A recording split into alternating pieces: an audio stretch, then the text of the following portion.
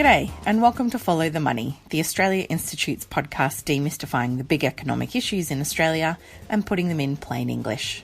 I'm Ebony Bennett, Deputy Director at the Institute. Australia and New Zealand have had pretty great success in managing this pandemic, but that's not always been the case internationally, and we've seen quite a range of responses from international governments. Stay at home. It will break the chain of transmission and it will save lives. The virus will not have a chance against us. No nation is more prepared or more resilient than the United States. WHO has been in full response mode since we were notified of the first cases, and we have called every day for countries to take urgent and aggressive action. Sintetizzare con l'espressione io resto a casa. Fear and anxiety are natural human reactions. In the red Paris, people will need to wear a mask to enter the metro.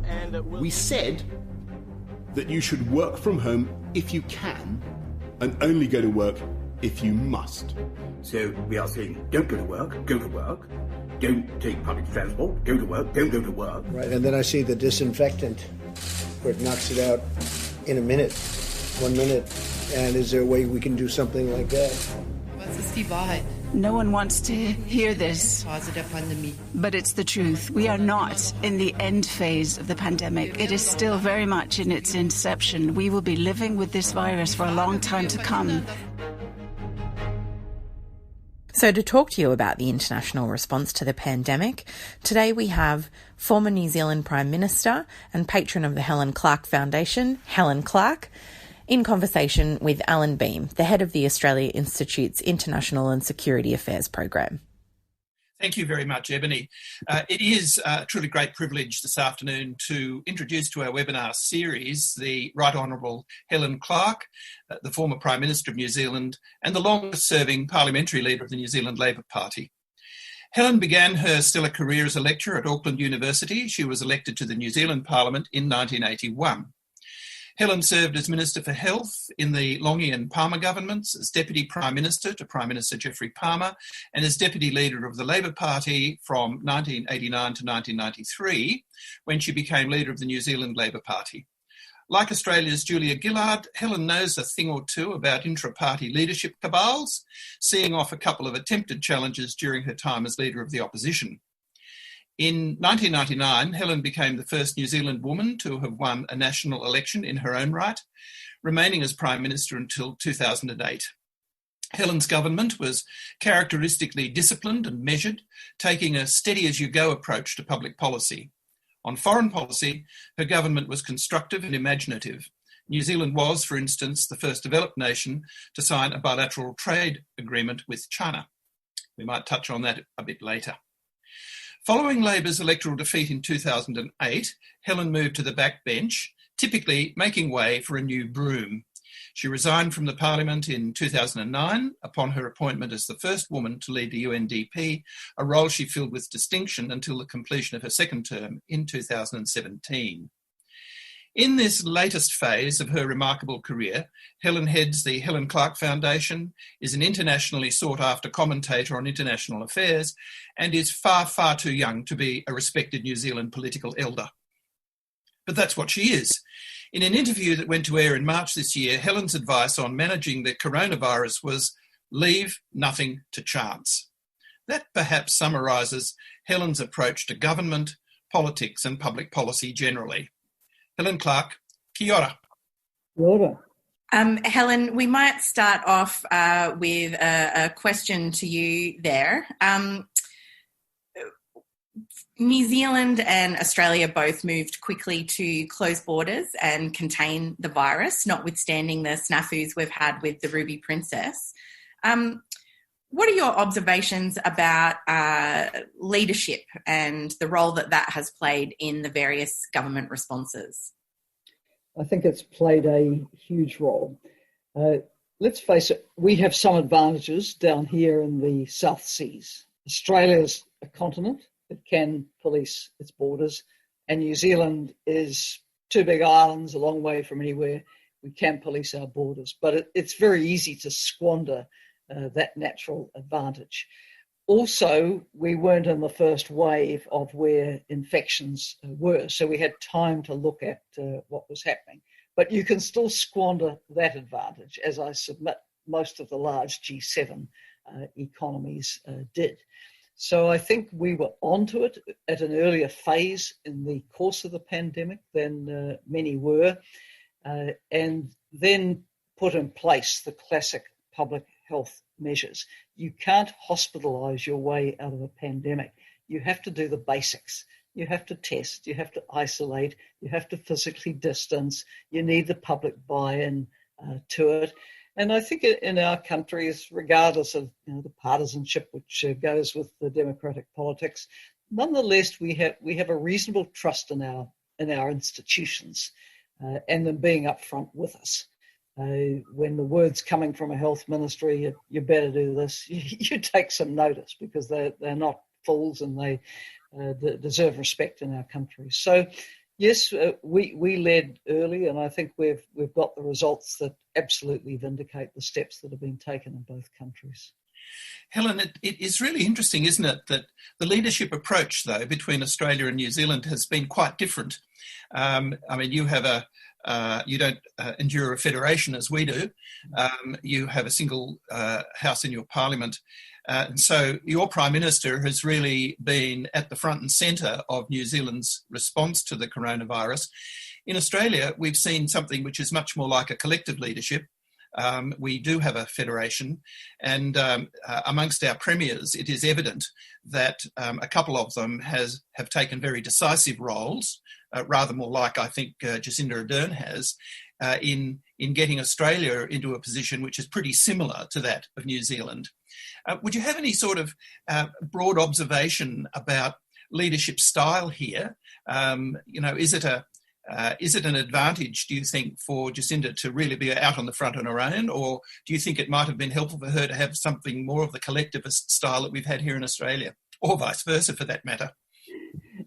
I think undoubtedly it's been an advantage for us that we are a unicameral, no states, no regions with major powers kind of democracy. But I'd make the point that can also be squandered as an advantage.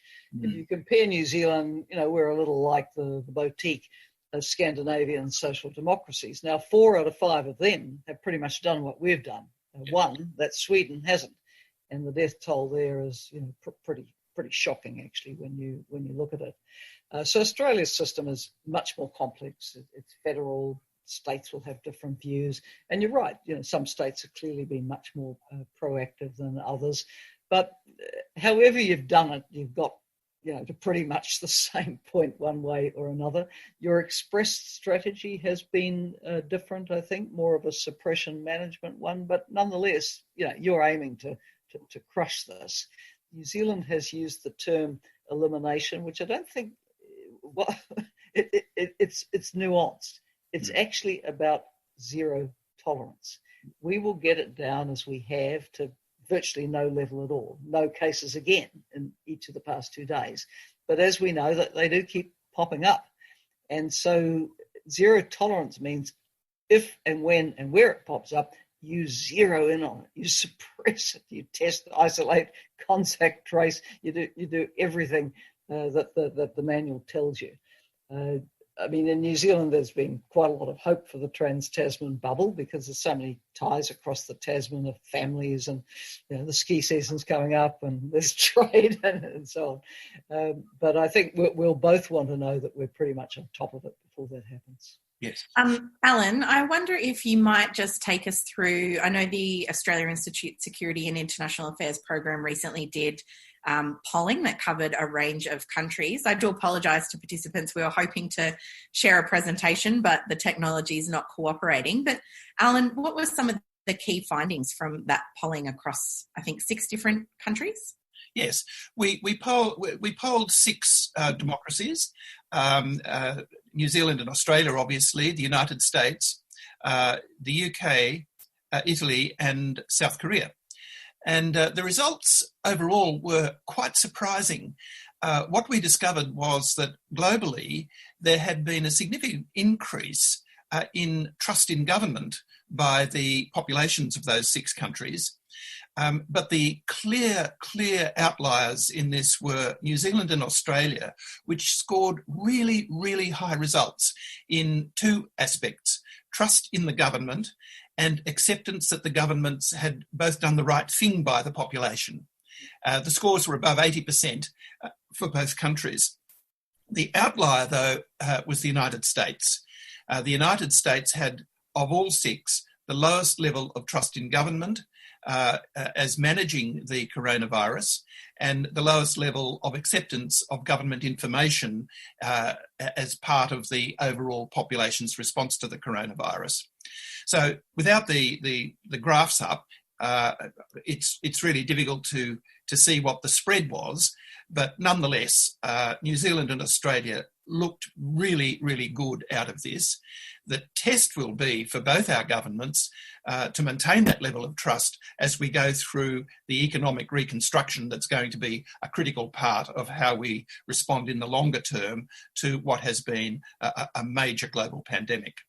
Which I think, in a way, brings me to the next sort of question. And without wanting to invite you to tread onto any thin ice whatsoever, Helen, what do you think went so wrong in Europe? What went so wrong in Italy, in Spain, in France, and now what is going so wrong in Great Britain, which you might have thought would have, those 4 countries might have been up there amongst the leaders? Well, it's been horrifying, really, to watch what's happened to our friends in Europe and in North America. And I'm one who, in the normal course of events, travels a lot. And I was in Europe from the time at Davos, where we first got briefed at a session there on what was happening in China. That was, somewhere around 23rd, 25th January, whatever. And then I was in Europe for another month after that and went back through the States and home. And I have to say, my impression from that late January to late February period was that where I was, people were kind of watching what was happening in China on the television, and never was there any suggestion it was going to come here. And I think perhaps they thought it would be like SARS or Ebola, that it was something happening to people out there, but it won't come to us. And accordingly, not enough was done to prepare. Now, down here in the South Seas, I'm not sure at what point Australia closed its border to visitors from China. We did it at the very beginning of February, and then we did it with Iran. Those were very, very important steps. The US also closed the border to China relatively early, although the virus was clearly established there by then. And President Trump has kept making the point that, the WHO didn't support that. Poor WHO, it's so desperate not to offend anybody that never criticizes anybody. It doesn't criticize us for closing our borders. It doesn't criticize, countries that don't follow its advice and so on. But I just think that the global north, if I could put it that way, was flat-footed. They didn't see it coming like this, and they didn't act early enough. Well, what a contrast then, Helen, with the developing world, eh? We've got Vietnam, which is the standout leader in managing it this far, with a number of the other Asian countries and African countries really performing extraordinarily well. And what do you make of that sort of very stark difference in results between the so-called first world and the so-called third world, who you might have thought would have been more flat-footed and evidently much more vulnerable given their socio-economic conditions? There's some quite interesting opinion pieces online now, which sort of have the theme of who can learn what from whom. And the reality is that the East Asia, or shall we say Western Pacific Rim response, for the most part, has been vastly superior to what we have seen in the United States and a lot of Europe. So I think it does go back to that experience with other zoonotic disease outbreaks, having to deal with the SARS and the swine flu and being at the heart of that. Also for Africa, a lot has been learned in quite a lot of countries about disease outbreaks. Ebola, very, very sobering. And I really hope that the 3 West African countries, which were at the centre of it in the 2013, 14, 15 outbreak, have kept the capacity for testing, tracing, isolation that they built then. Uganda certainly has kept that capacity. It has had brushes with Ebola, and Ebola's been on the border with it. Rwanda has really leapt into life. South Africa has actually done, really, really quite well. Look, we can't have any hubris as, sort of so-called developed countries about what has happened. Our countries, Australia and New Zealand, happen to have done a bit better, but a lot of our friends have not. I think a flow-on point from that is that given that the epidemic has really exploded in the global north and the world's wealthiest countries, the spillover impacts of that for the global south are very, very great. It's a bit like the global financial crisis. Say Mozambique had no part in making it, but it certainly suffered. And so with the pandemic, which moved so quickly from being a health crisis to being an economic and social crisis, the fact that the explosive outbreaks happened in the north have exacerbated. And now you have, I checked yesterday, 102 countries, developing countries, have gone to the International Monetary Fund for emergency support. And it doesn't have the resources to deal with it all. And I've been working with former Prime Minister Gordon Brown. I know he's also in touch with Kevin Rudd, who's very active on the multilateral scene. Really, what more can we do to bring to current G20 leaders' attention the need to dig deep to stop the global economy going over a cliff with this pandemic? It was stopped from going over a cliff in 2009 with the big package, the $1 trillion package, but this is going to need to be more sizable than that. Yes.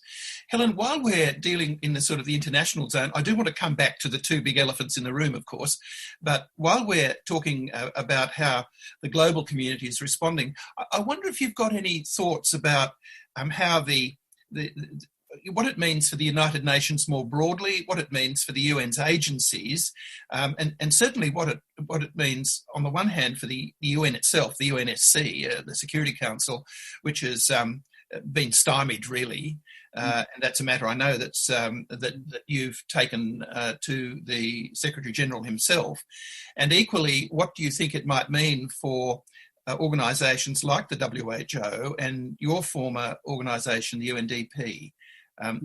What is their role and what's it going to mean for them? Well, the failure in the international system has been at the member state level. And it's not the fault of the non-permanent members of the Security Council, nor indeed of a number of the permanent members. But the reality is that there's been a war of words and a trade war going on between 2 of the great powers for several years now. And now with the pandemic and the blame game about who started what and so on, that has spilled over into the geopolitics of the Security Council. The truth is that 6 years ago, September 2014, the Security Council took the initiative to pass a resolution declaring Ebola to be a threat to global peace and security. This is a far greater threat to global peace and security, but the Security Council cannot agree a resolution on that because some people want to put wording into the resolution that says it's the quote Wuhan virus or the China virus. Clearly that's not going to fly. I think what was even more disappointing was last Friday when another resolution which fell short of that wording also failed. And it sought to endorse Antonio Guterres' call for a global ceasefire so that everybody could focus on the pandemic, which clearly the Security Council should endorse.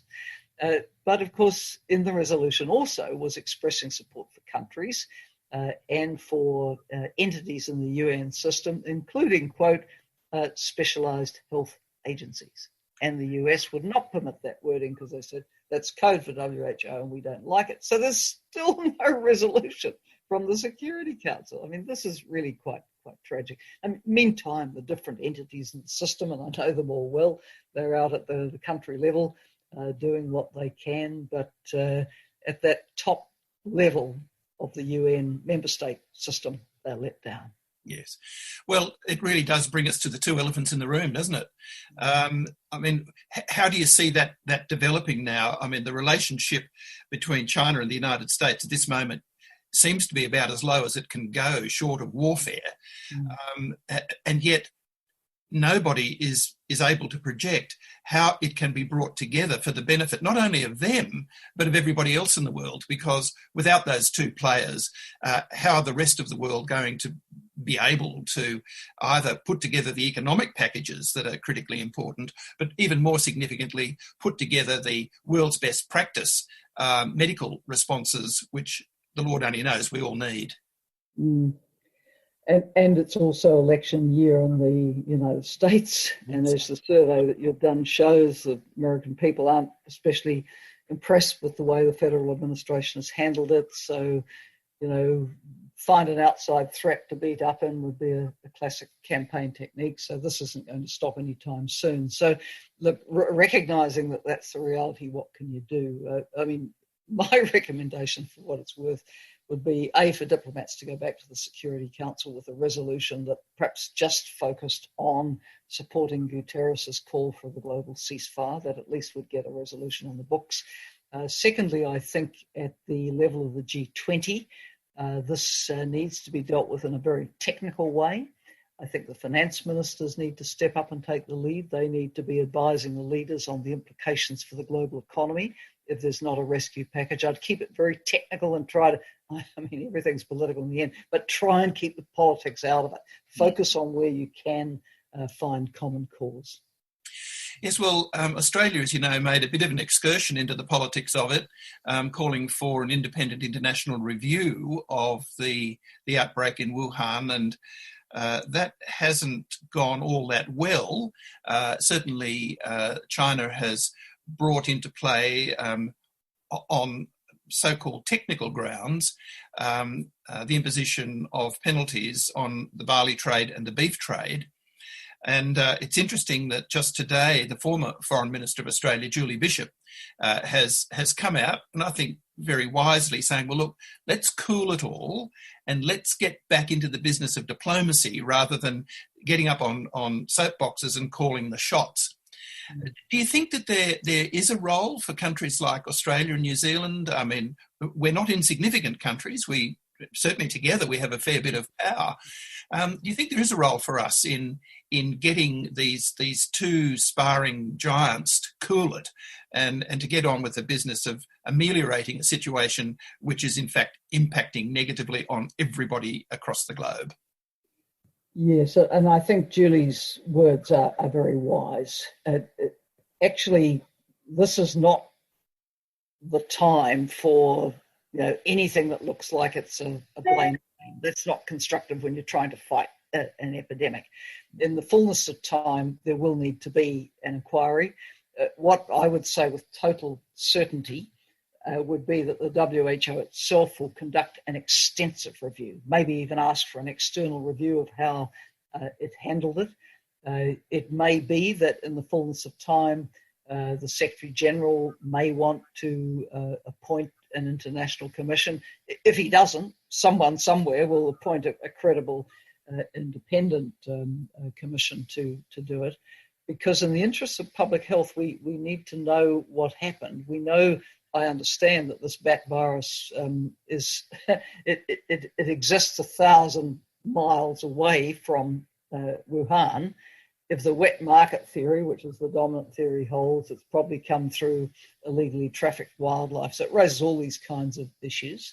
I think obviously there's been comment about the labs in Wuhan, which it is an extraordinary coincidence, but I don't see any significant scientific opinion that says that this is a human-engineered virus. The consensus seems to be that it very much looks like one that's come from wild to human transmission.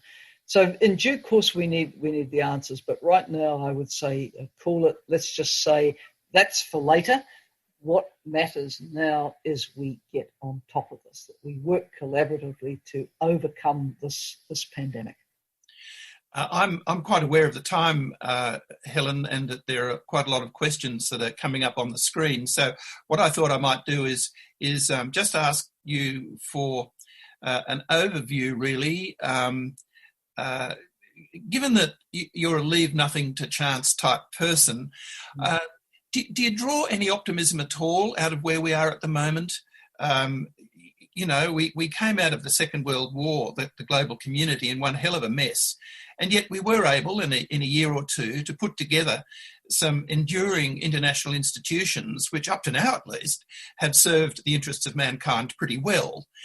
Do you think that it is possible for us to sort of come out of this with a recalibration of the way in which we are going to cooperate globally for the benefit of everybody, really? Well, I hope so, because, the reality is there hasn't been a war between great powers since the UN was formed and provided that mechanism to talk things through. And, one would hope in the cool light of day that, diplomats reflect on what happened at the Security Council last Friday and, as I say, come back with something that could pass, that at least shows there's a basis for dialogue. The very day that the resolution failed in the Security Council last Friday was the 40th anniversary of their eradication of smallpox. And people have made the point that at the height of the Cold War, countries came together to say, we are going to eradicate smallpox. The USSR, the USA, everybody was in behind it, and it happened. We need that spirit again. And as I say, it's time that, backing Julie, get back to diplomacy, try and deal with the issues to the most extent you can as technical ones, support the specialised institutions like WHO to do their job and everyone else to do theirs, G20 and finance ministers to step up. And, in the fullness of time, the pendulum will swing on the US-China relationship, but I suspect not in the heat of a US presidential campaign. Right. And one final question, Helen. Commentators all around the world, and I mean, you're reading them as much as I am and as much as our viewers are looking at the relative rise of authoritarianism as a form of government. I mean, we're seeing it in Europe, and the relative sort of weakening of liberal democracy.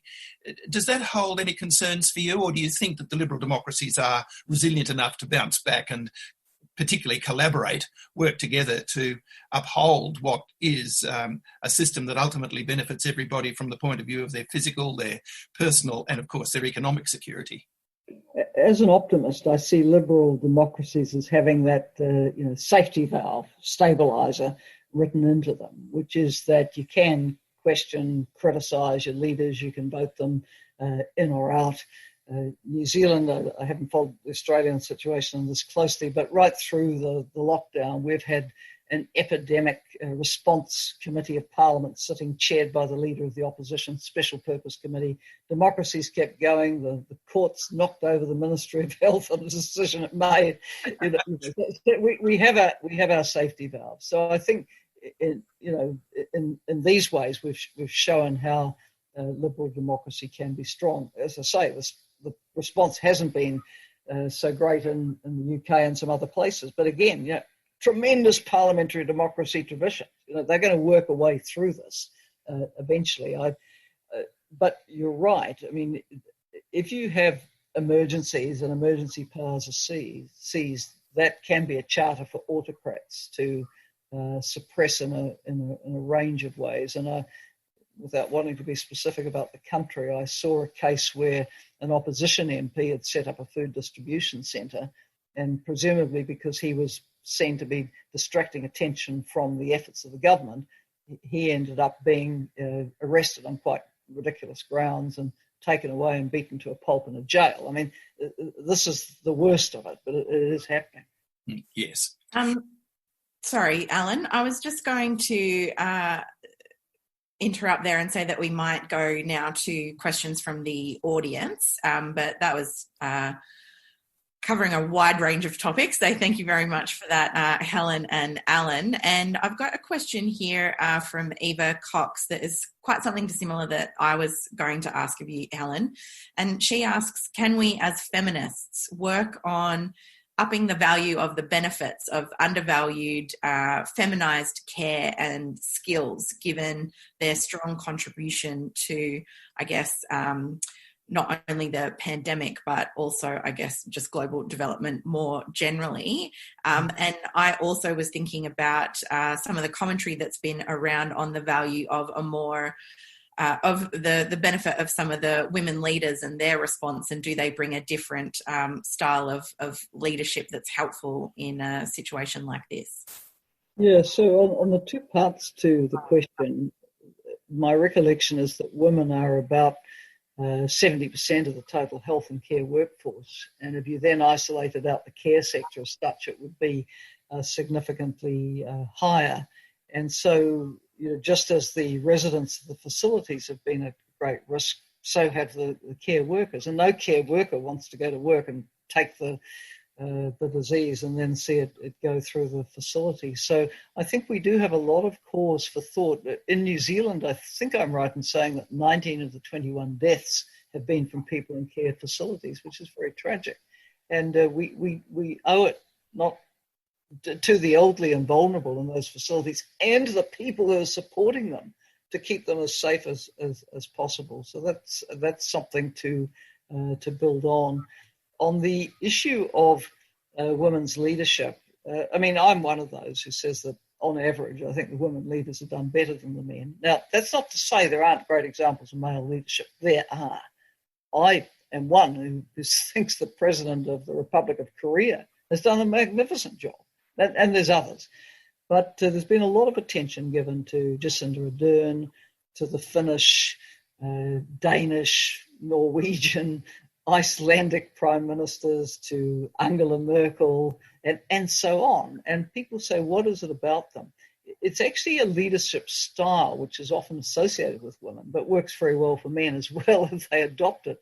And that is to be more consultative, to listen, to engage, to empathise, and not be so top down, but bring everyone along with you, and be prepared to take advice. Don't think you know it all. And I think these women leaders have very much shown those characteristics, and the men who've done well have also exhibited them.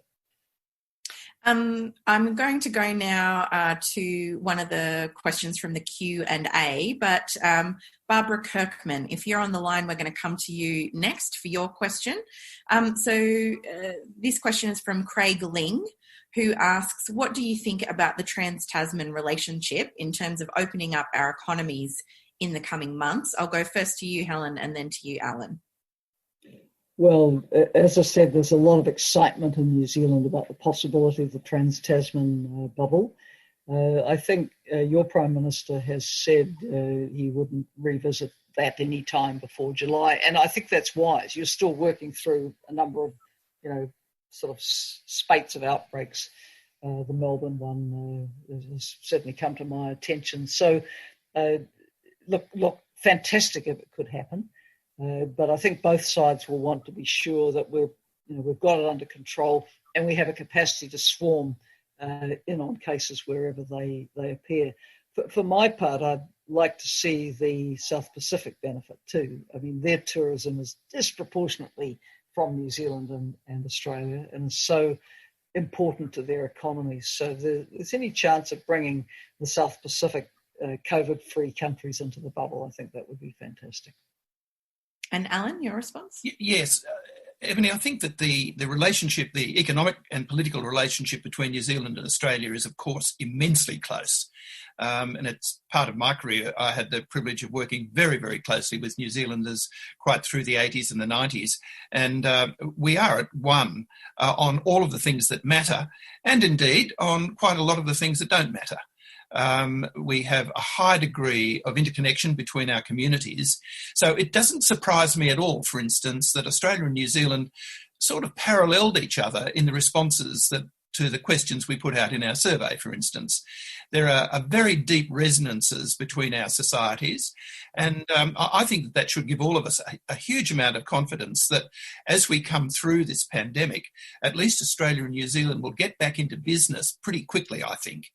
The Warriors are here already, Helen. That's right. I wish I could predict victory. They're in isolation in Tamworth, Helen. Yeah, well, they'll probably be in quarantine when they come back here if they ever do as well.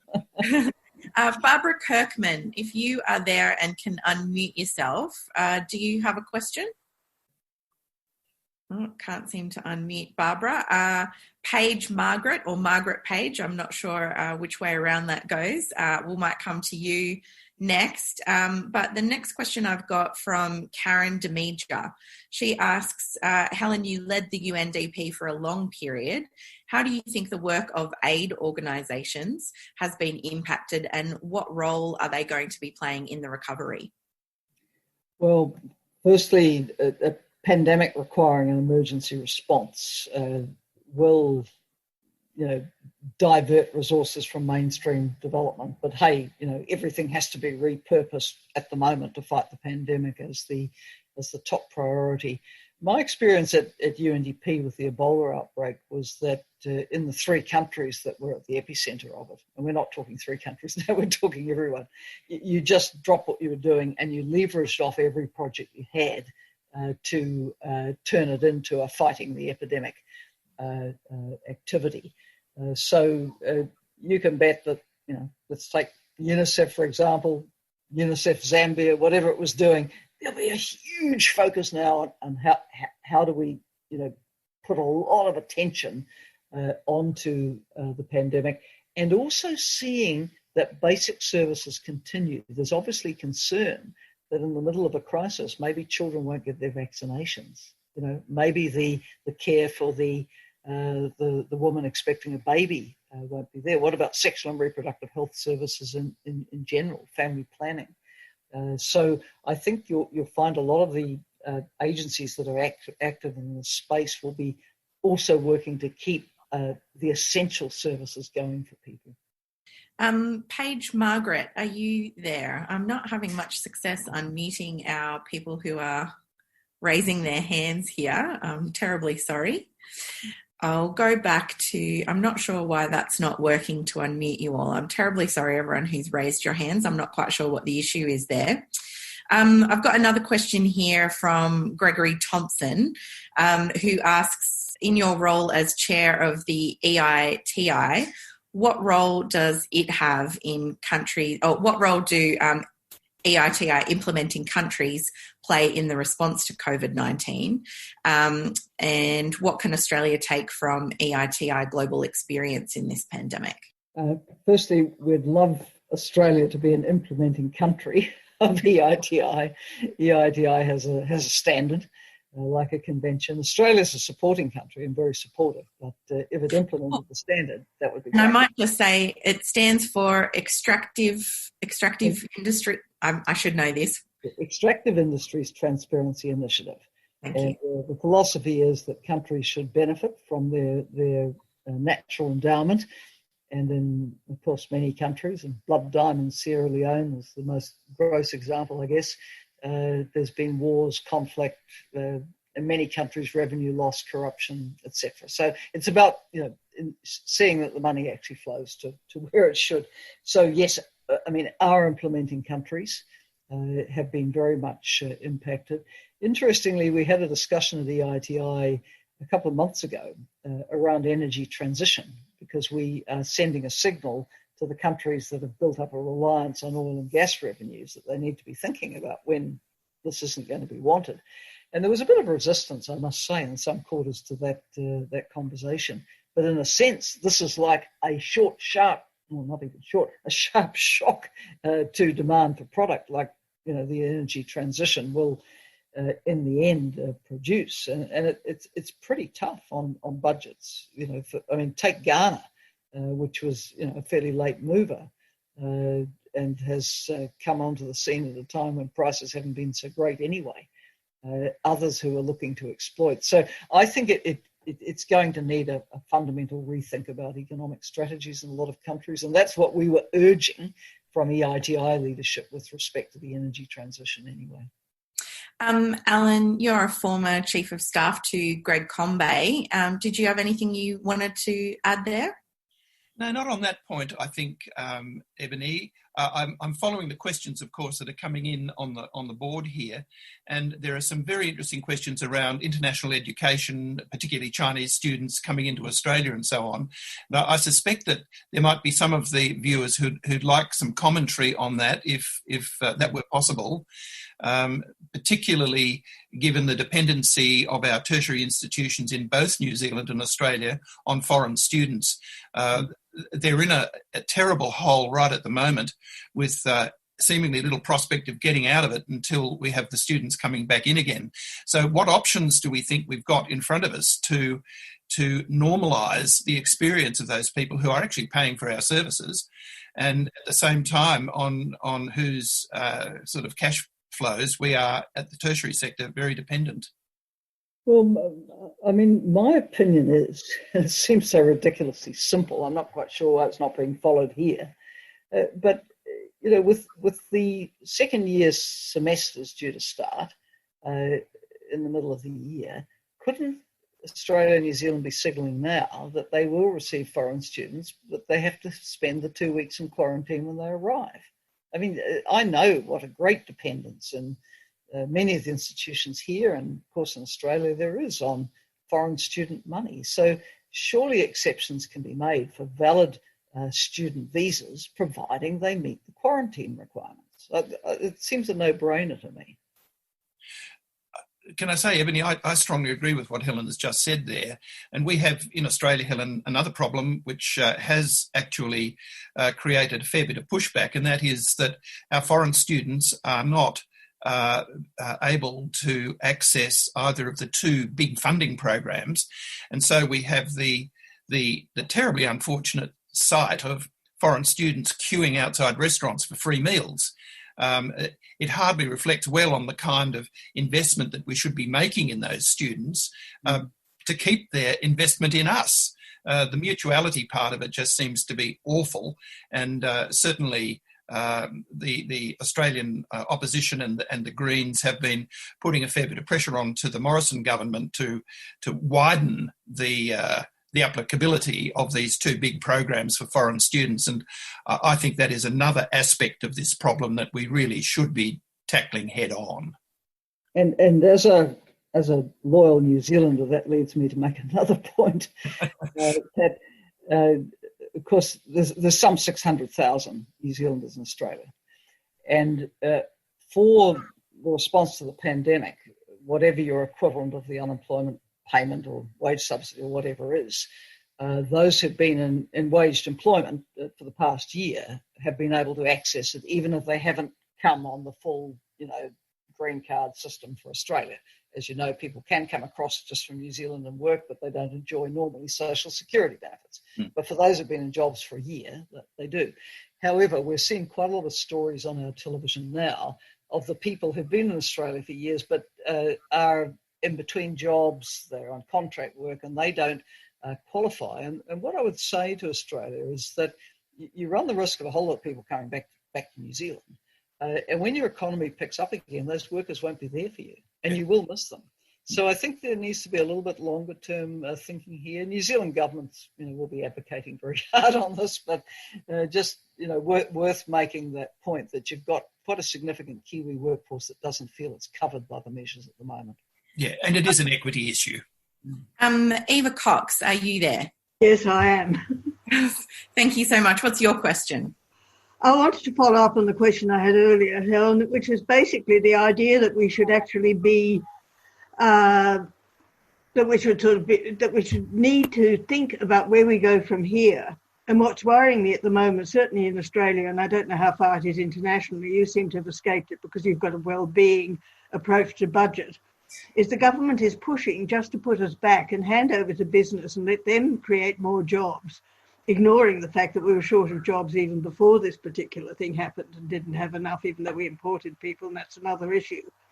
But how do we actually get to the point where we actually validate both, and that's I suppose why I was asking the women's stuff, both the sort of unpaid stuff, the arts, the various other things that make a good society, and not focus just on a sort of neoliberal version of the future, which is make more money, make more money, make more money, and rip everybody else off in the process, because that's what it's all about. Because coming out of this particular situation, which has created quite warm social groups within a lot of the society which could be built on, and B, is going to sort of create much greater inequities than we even had before. I think we need a social approach, and I'd just be curious to see how you think we could achieve that. I think that this crisis provides a turning point, and we could just say, oh, well, we're through it and we'll go back and try and do things the way they were. But I think that would miss the opportunity for a transformative approach, which would look at how we could make our societies more inclusive, more resilient, and more sustainable. And I don't know about your cities, but I live in the middle of Auckland. I've never heard so many birds and insects in my life as I did during the lockdown when the traffic noise went. People in Kathmandu have seen the mountains for the first time in years. Actually, there was an environmental upside to this, tragic downside of the pandemic. So there's a lot of voices saying we don't just want it to go back the way it was, because it wasn't that great, either on the equality front or on the environmental sustainability front. Maybe it's time for a fresh approach, and that's certainly my thinking. Asha Sriram, I wonder if you're on the line. Can you hear me? Yes. Yeah. Hi, Helen. So I'm I'm an international student, so this is also extremely personal to me because I'm stuck here. Anyway, so the COVID-19 pandemic has sort of exposed a lot of the flaws with our liberal order. And the burden of the socio-economic and political recovery has to be borne by my generation or the next generations to come. So during this flashpoint in history, do you think that, the world leaders who are going to be leading the world have to address the deep structural issues within our liberal order and unlearn and unmake a lot of our institutions? And if yes, does this mean that the global north is finally ready to go back on its development a little bit to help increase equality among nations? It hasn't shown that degree of solidarity to date, we have to say, notwithstanding that there are a number of generous countries who reached their 0.7% of gross national income going to development. But of course, the development assistance expenditure is the petty cash of the overall funding for development. And what developing countries want is the capacity to be able to grow their economies sustainably. And I think, in this age of the Paris Agreement and dealing with the climate change issues, the growth needs to be green and sustainable. It needs technology transfer and so on. So, wise heads at the global level should be looking to take the SDGs off the shelf, the Sustainable Development Goals off the shelf, with that being through the pandemic, and say we did have some answers in here, but and we need to get serious about them, because otherwise we just will go in a downward spiral from here. You're right. I mean, the debt burden is going to be very large, and borne by future generations.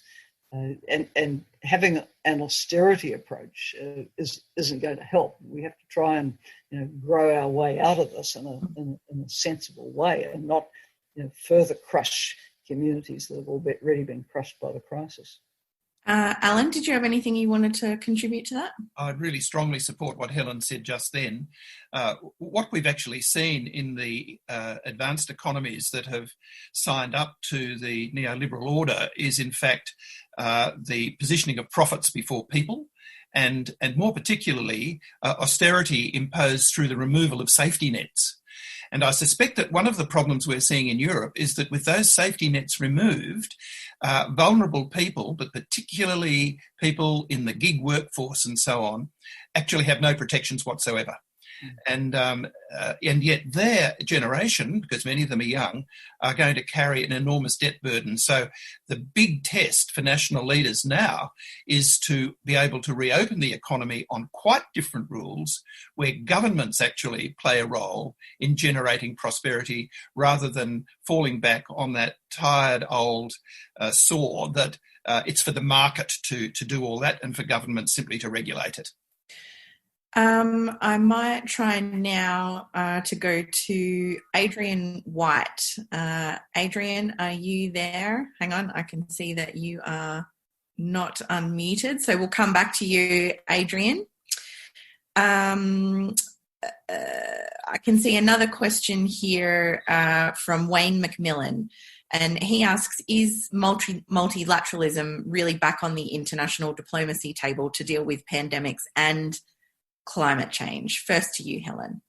Well, it should be, but what's happened with the WHO coming into the firing line hasn't been that helpful, and the Security Council not doing its job hasn't been helpful, and the international financial institutions not being funded to do what they need to do hasn't been that helpful either. But what I think we should press for as this first wave of the epidemic has crested and come off a little bit is for countries to once again look outwards and not just inwards and say we're only going to solve this together, and look for ways of having initiatives which will help us work cooperatively.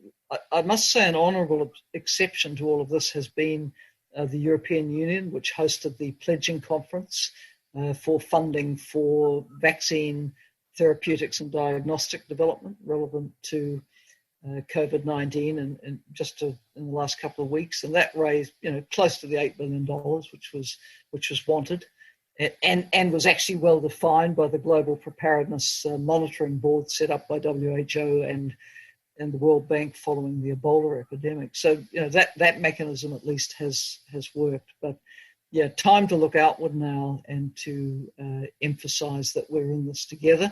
And as the old saying goes, you can hang separately or you can hang together. Alan, did you have anything you wanted to add to that? Simply that multilateralism has been under pressure for the last 2 decades, really, and with major countries, but particularly the United States, wanting to go it alone on so many different things without any recourse to multilateral mechanisms. I think the only way for the world to move forward is through a reinvestment in the critical multilateral institutions, but also for countries such as Australia and New Zealand to get right back into the business of building coalitions around the things that matter.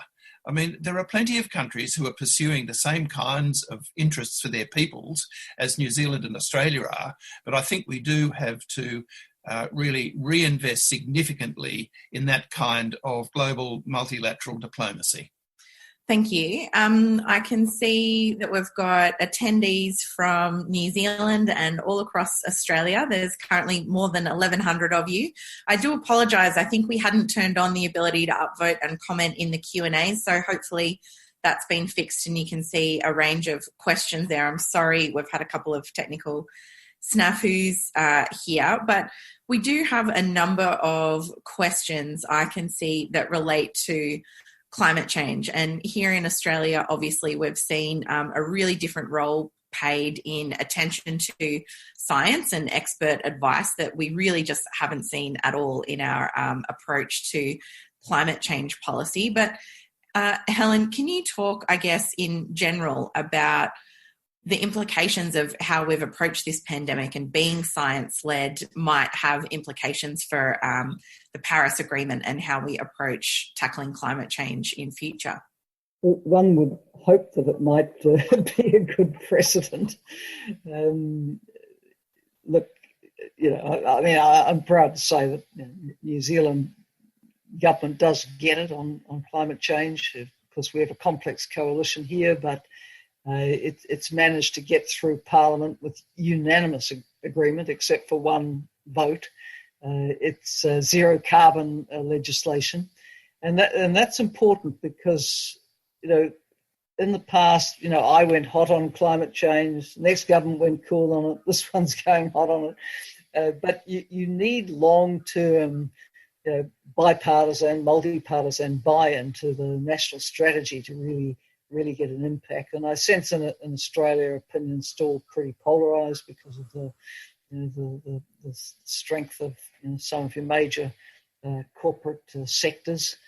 But, it's interesting how with the pandemic, all of a sudden we kind of forget about the bushfires, but what a terrifying spectacle that was. I just still, devastated really seeing what happened to people, their communities, to wildlife. And, you had the climate change debate raise its head there. Look, this had been a very, very hot season. You've been through a lot of drought. Okay, Australia's always had bushfires, but the conditions were, pretty unprecedented even for Australia. So I just hope that there will be more regard given at the top levels to what the science is saying and to looking at what Australia can do to, survive what's happening and hopefully contribute to reducing that stock of greenhouse gas emissions and carbon that's up there. We've only got a couple of minutes to go here, but I'm going to try and sneak in one last question, but I'll go to you first, Helen, and then to you, Allan. Marianne Cosgrove asks, is it time to forget about trying to engage with the United States and for the rest of the world to be acting multilaterally without them? We can't forget about the United States. It's a large country, it's a large economy, it's been a pillar of the international system. It happens to have a president at the moment who's one out of the box. But, when you look at the US as a great democracy, in recent years we've seen it swing from a Bill Clinton to a George W. to a Barack Obama to a Trump. It's going to swing again. And, there's a chance that the America, as we've more or less known it, will be back. But it's, I can say, because I'm no longer in diplomacy or New Zealand public life, we're living through a reasonably bleak period at the moment. Allan? Oh, look, the United States will long remain a principal player in global affairs. So whether we like it or not, we absolutely have to deal with the United States. But more than that, I think for Australia, we might look a little bit to New Zealand's experience in managing its relationship with the United States. It was able, when Prime Minister Longy was in government, to separate itself from the United States in a really, it was dramatic at the time. I had to deal with it. And yet, New Zealand has managed to maintain and build, actually, a very mature relationship with the United States. So I think for Australia, we've got to stop thinking of the United States as our security blanket and having an attitude of dependence on the United States. What we should be looking at in our relationship with the United States is the reality of an enormous democracy with a constitutionality which is quite similar to ours, and a country with which, over the foreseeable future, we will inevitably build and continue to enjoy a really, really strong relationship. So it's not an either or a turning off. It's a question of changing the nature of the relationship a bit and looking for a plurality of links with the United States rather than simply talking all the time about a defence treaty. Thank you, Allan. And I might just finish up. We've got a comment here from Sakai Holland, and I think it might be the Sakai Holland, the Zimbabwean Co-Minister of State for National Healing and Reconciliation. And I'll just wrap up by talking about her comment. Helen, she said that you'd answered her question on the broad response to what our future approaches could be, but she wanted to underscore how the new beginning for civil society networks in Zimbabwe for community-based strategies for an inclusive society, accepting our diversity and adopting guiding principles for how they work together in future has been very successful, but the bigger task is for serious transformation of our political structures and the processes which have been very slow to change, making progress slow as well. So perhaps we might wrap it up there. Thank you very much for that contribution, Sakai Holland. And thank you, Allan, and to you, of course, Helen Clark. Thank you so much for your time today. Thanks so much. We really appreciate it. You can check out the Australia Institute's Economics of a Pandemic webinar series at our website, tai.org.au/webinars. The next event is on Tuesday the 19th of May with Health Minister Greg Hunt. That's at 11 a.m. For the latest health information, you can check health.gov.au or listen to the ABC's excellent CoronaCast podcast, which comes out daily. You can visit tai.org.au for all our latest research and content. We're on Twitter at the Oz Institute with an AUS. My Twitter handle is Ebony_Bennett with a _N_T. Helen Clark is at Helen Clark, no E in Clark, NZ. And Allan Behm is at Miranda Process. This episode was produced by Jennifer Macey with help from Brandon Ryman. Our theme music is by Jonathan McFeat from Pulse and Thrum. And please stay home if you can, keep washing those hands, and thanks for listening.